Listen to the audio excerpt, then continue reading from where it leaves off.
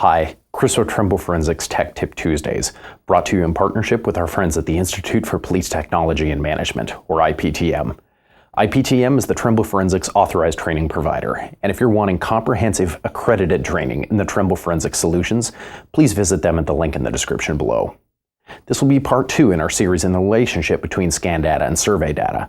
In last week's episode, we took a look at how conducting a cloud-to-cloud registration in Trimble Realworks Forensic may break the relationship between the SX10 scan data and survey data if the registration process is not done properly. In this week's episode, we're going to take a look at how to fix it in Trimble Forensics Reveal. So let's go.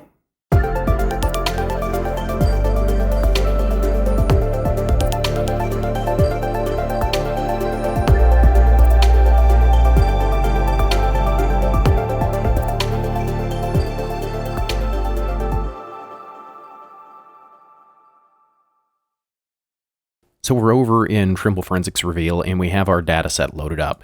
Now this is the correct orientation with the point cloud to the measurement log. So what I'm going to do is jump down in and we're going to take a look at our points where they should be.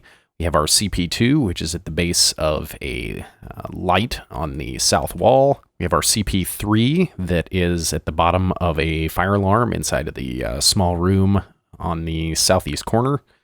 And we have our backside point, which was the top right corner of a bulletin board. And that's when it is aligned correctly and when the registration process is done so that everything is aligned to OP1. However, since we have our point cloud that was aligned with OP3, our topo points don't quite line up. So we now need to fix that. So what we're going to do is we are going to use the virtual total station. What I'm going to do is go into my measurements. I'm going to create a data log. And this is going to be a point cloud data log. And I'm just going to put it somewhere in my scene. I'm going to jump inside the building here and place it down somewhere. And it isn't real critical where you put this, just someplace on your log where you can see it. And I'm going to name this virtual total station and my new layer with name virtual total station. Click OK. And now it's going to open up a bunch of boxes here for us. We'll kind of move some things out of the way here. And we are to the point where we're going to add our measurements. So for my first one, I am going to call it CP2, and I'm going to put it at the base of the light. Around there. I'm going to place CP3.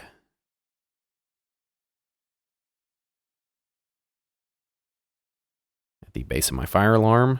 And just for good measure, I am going to place my backside point over here. So my virtual total station, I now have CP2, CP3, and backsite. I only need 2, but I just put in 3 just for good measure to make sure that I have enough points. All right, from here we can close it out. And now it's time to move our measurement log. So these are the topo points that we gathered with our SX10 at the scene. Let's see here, we've got our OP1, backsite, CP1, 2, and 3, OP2, 3, and 4. And if this were a real scene, we would have a lot more topo points here.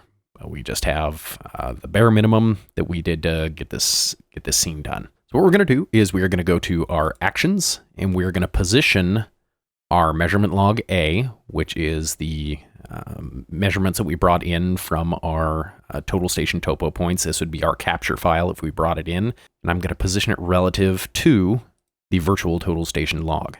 So here I'm setting my reference log is going to be my virtual total station. From here, I pick my points. So I want to use my backsite. So my backsite point for measurement log A and our backsite for my virtual total station. And for my second point, I'm going to use CP, let's use CP3 and CP3. And this is my error. So 0.03 of a foot horizontal and an elevation error of 76/10,000ths of a foot. I think I'll take that one as pretty accurate.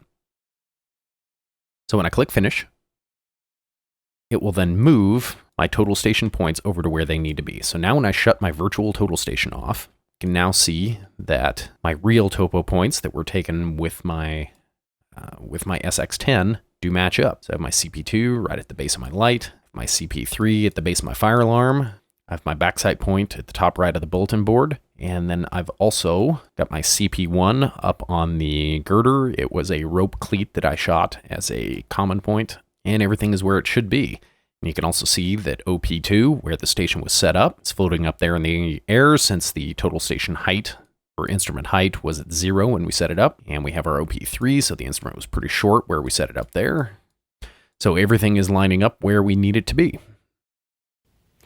Keep in mind, we can use the virtual total station to align any data log with any point cloud, so long as the point can be identified accurately in the scan data. This goes for using a mechanical total station at the scene with a Trimble TX6 or TX8, or if you wanted to use an optical total station or GNSS receiver at the scene with a Trimble X7 scan system. If you found this video to be useful, hit the like and subscribe buttons, and be sure to check us out on Facebook and LinkedIn. See you next week. Stay safe.